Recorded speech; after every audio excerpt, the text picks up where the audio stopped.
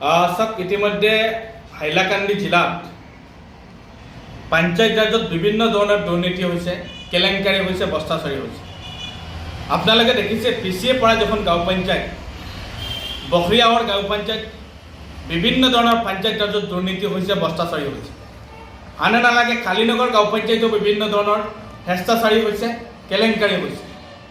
বৰ্ণি ব্ৰিজৰ কথাই কওক, মনপুৰৰ কথাই কওক বা সুদৰ্শনপুৰৰ কথাই কওক, আৰু বিভিন্ন গাঁও পঞ্চায়তত যেটো দুৰ্নীতি, যেটো কেলেংকাৰী, এই কেলেংকাৰী, এই দুৰ্নীতিৰ বিৰুদ্ধে আমি জাতীয়তাবাদী যুৱ ছাত্ৰ পৰিষদে মাত মাতি আহিছোঁ, আন্দোলন কৰি আহিছোঁ। আৰু ইতিমধ্যে কালীনগৰ, বখৰিয়াৱৰ, বৰ্ণি ব্ৰিজ, মোহনপুৰ, বাঁশদৰ বা সুদৰ্শনপুৰ, নিমাই চন্দ্ৰপুৰ জিপি, এই সমূহ দুৰ্নীতি যিবিলাক পঞ্চায়ত ৰাজত হৈছে, কেলেংকাৰী হৈছে, আমি অহা কেইদিনৰ ভিতৰত এই দুৰ্নীতিৰ বিৰুদ্ধে আমি প্ৰতিবাদ কৰিম আৰু আন্দোলনৰ কাৰ্যসূচী গ্ৰহণ কৰিবৰ কাৰণে ইতিমধ্যে পদক্ষেপ লৈছোঁ। আমি বখৰিয়াৱৰ, কালীনগৰ, সুদৰ্শনপুৰ, বৰ্ণি ব্ৰিজ, মোহনপুৰ এলেকাৰ মানুহক আহ্বান জনাইছোঁ যে এনেধৰণৰ যিবিলাক পঞ্চায়ত প্ৰতিনিধি আছে, যিসকলে পঞ্চায়ত ৰাজৰ কোটি কোটি টকা PMY গড় হওক, MGNRGS হওক, 14 ফাইনেন্স হওক, ফিট ফাইনেন্স হওক, আন পঞ্চায়ত ডিপাৰ্টমেণ্টৰ যিবিলাক টকা আত্মসাৎ কৰিছে, যিসকল নেতা এনেধৰণৰ ডাঙৰ ডাঙৰ কথা কৈ এনেধৰণৰ পঞ্চায়ত ৰাজৰ টকা আত্মসাৎ কৰি আপোনালোকৰ মাজত, আমালোকৰ মাজত বিভ্ৰান্ত কৰিব খুজিছে, এইসকলৰ বিৰুদ্ধে আমি প্ৰতিবাদ কৰিব লাগে।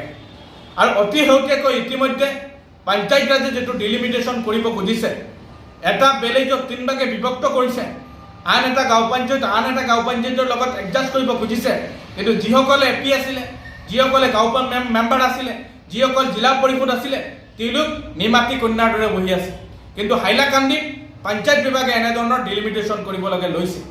আজি বখৰিয়াৱৰৰ কথা কওক, এখন গাঁও পঞ্চায়ত 3 ভাগে বিভক্ত কৰা হৈছে, কালীনগৰখন 3 ভাগে বিভক্ত কৰা হৈছে, আনে নালাগে বৰ্ণি ব্ৰিজখন, ৱেষ্ট মনপুৰখন বিভক্ত কৰা হৈছে, নিমাই চন্দ্ৰপুৰৰ আন গাঁও পঞ্চায়তবিলাক 3 ভাগে বিভক্ত কৰি বৰবন্দৰ গাঁও পঞ্চায়তৰ লগত সোমাইছে, সুদৰ্শনপুৰ বন্দুকমৰা গোটেই গাঁও পঞ্চায়তখন ভাঙি দিয়া হৈছে। কিন্তু যিসকল পঞ্চায়ত আছিলে, যিসকল AP মেম্বাৰ আছিলে, যিসকল প্ৰেচিডেণ্ট আছিলে, যিসকল এই এৰিয়াবিলাকৰ জিলা পৰিষদ আছিলে, তেওঁলোকে প্ৰতিবাদ কৰিব পৰা নাই, তেওঁলোকে সংগ্ৰাম কৰিব পৰা নাই, তেওঁলোকে মাত মাতিব পৰা নাই, তেওঁলোকে আন্দোলনৰ কাৰ্যসূচী ঘোষণা কৰিব পৰা নাই। তেওঁলোকে কেৱল মাত্ৰ এই সমস্ত মানুহৰ পৰা তেওঁলোকে ভোটৰ ক্ষেত্ৰত ভোট বেংক হিচাপে ব্যৱহাৰ কৰি ভোট ল'বৰ কাৰণে বিভিন্ন সময়ত বিভিন্ন ধৰণৰ স্কিম, বিভিন্ন টকা পইচা আত্মসাৎ কৰিবৰ কাৰণে উঠিপৰি লাগিছিলে। আমি এইসকল গাঁও পঞ্চায়তৰ ৰাইজক আহ্বান জনাইছোঁ যাতে আগামী পঞ্চায়ত নিৰ্বাচনে এনেধৰণৰ দুৰ্নীতি কৰা, এনেধৰণৰ ভ্ৰষ্টাচাৰী কৰা, এনেধৰণৰ কেলেংকাৰী কৰা জিলা পৰিষদ, MP বা গাঁও মেম্বাৰ বা প্ৰেচিডেণ্ট আমি বনাব নালাগে।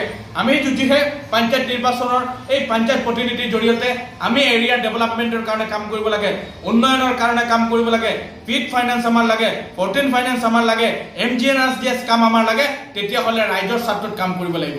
আৰু যিসকল মানুহে এই টকা পইচাবিলাক আত্মসাৎ কৰিবৰ কাৰণে খুজিছে, এইসকলক আহি থাকিব লগা পঞ্চায়ত নিৰ্বাচনত তেওঁলোকক নিৰ্বাচিত কৰিবৰ কাৰণে আপোনালোক সমস্ত এই এলেকাৰ, এই গাঁও পঞ্চায়তবিলাকৰ মানুহক আঁতৰাই ৰাখিবৰ কাৰণে জাতীয়তাবাদী যুৱ ছাত্ৰ পৰিষদে আমি আহ্বান জনাইছোঁ।